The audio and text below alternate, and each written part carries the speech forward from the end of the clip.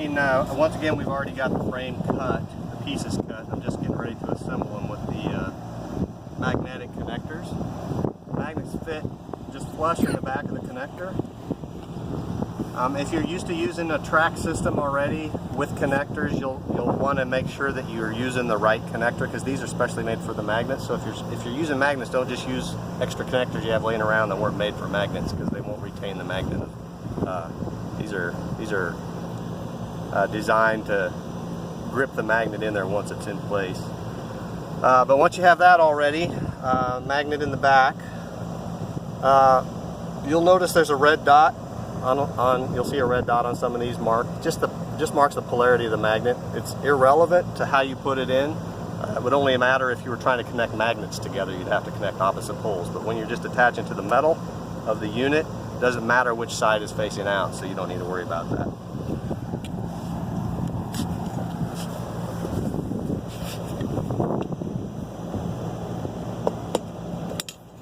Just make sure that the connectors are seated all the way. Work your way around your frame.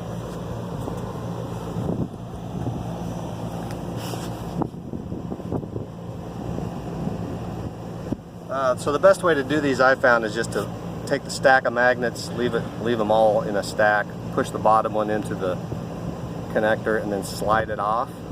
It's the easiest way to separate those things. They're really hard to just pull apart. You probably can barely do it straight on. If there wasn't a plastic separator there, I probably wouldn't have done it that easily. But you can slide them apart much more easily.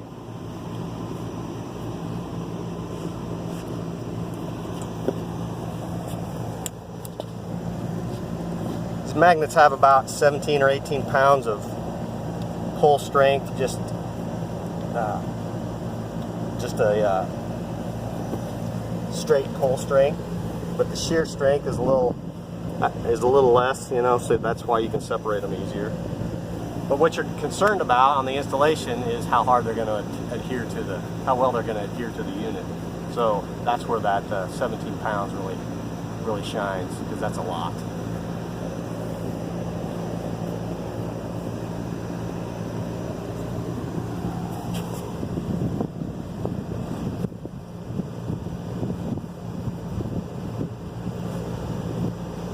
When we're doing a linear connector like this, unless you're going to actually connect another piece up from this T, and you want to trim that off.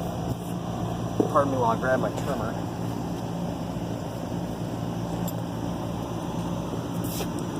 Get out of your shadow. And you'll want to trim this just so it doesn't create a rub spot on the filter. You just slice it right off like that and get it out of your way. That cut's pretty easy. Yeah, it's very easy. Yeah, but tools are everything. So the right tools.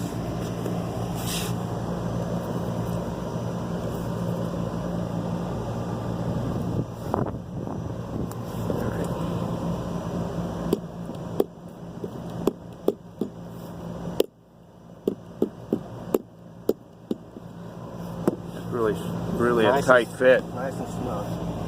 That's the way you want it, though.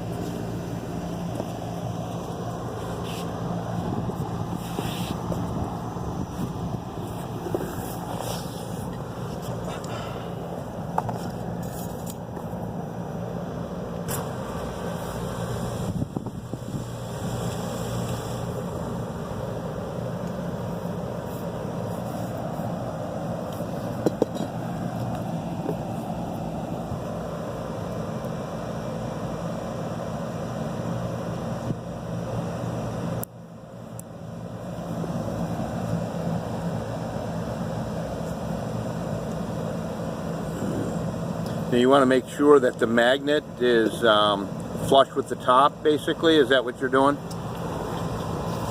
Yeah, when you put the magnet in, sometimes they're pretty tight, a little bit hard to get seated all the way, but you do want to make sure they're flush. Yeah. With the surface there. So if you need to, if you have a hard surface around, you wouldn't want to do it on a roof like this, but find a hard surface, you can just flip it over and push down with your palm like that, and it'll push it in. That's a good idea. Yeah. If your thumb strength isn't quite up to it. Yeah.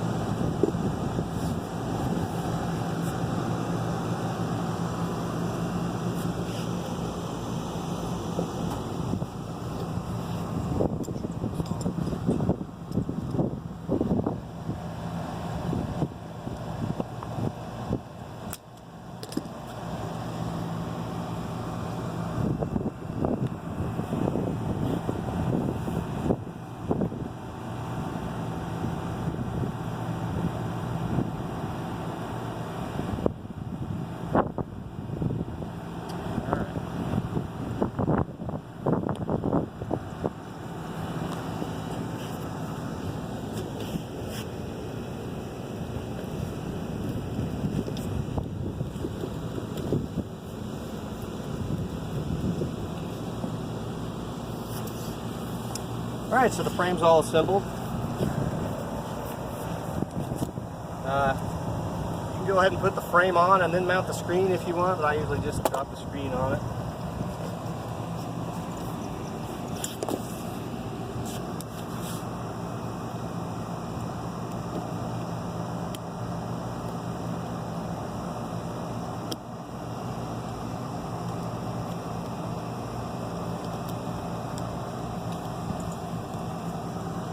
What is the size of this screen roughly? Well, I'll tell you exactly. It's 54 3/4 by 35 1/4.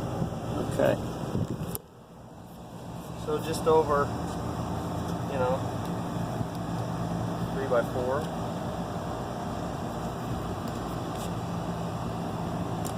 Not a big screen.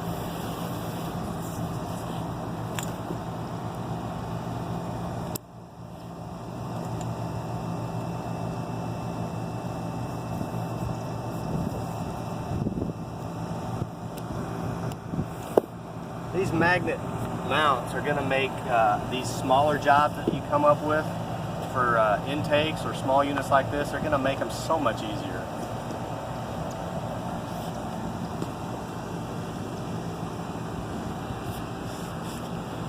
You know, the other aspect to consider too is that you may have some applications that it might just make as much sense to use screws, but that in those instances where you come across an area that isn't quite as friendly to use screws in, you can augment that with using magnets to create another fastening point without using a screw or drill. Exactly. Just this week when I was measuring a larger chiller, I was thinking that exact thing. I had a electrical box that the screen was going to need to go behind, but there's only 2 inches of clearance. Well, you can't get behind that to put a screw in. Large box, but you can sure put a magnetic fastener on the track and slide it back in there. Simple. Problem solved. Yeah. Good. So we're going to put this one on? Yeah, we'll just put it in place.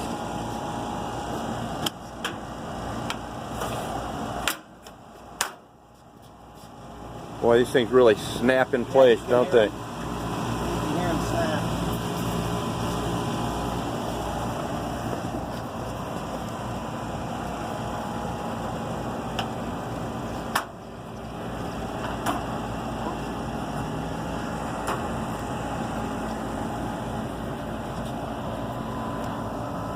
Just make sure all the puckers are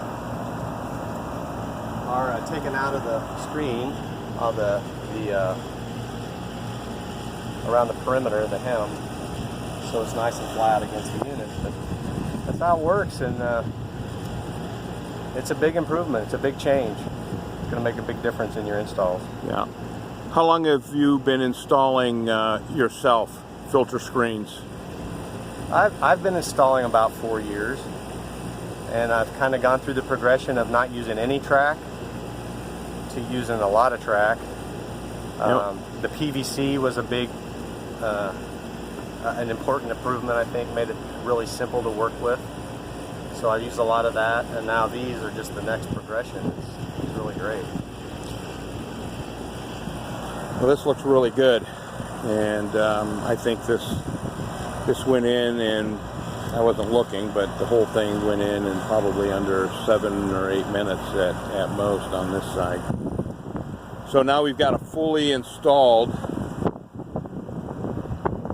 Magna-Track system, and it looks fantastic.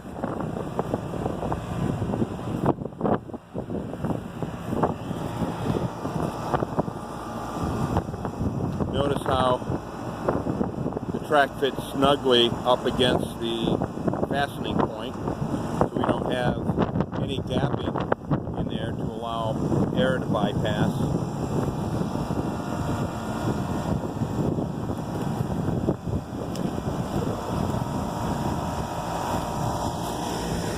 Brad? Yeah. Job well done. Looks awesome.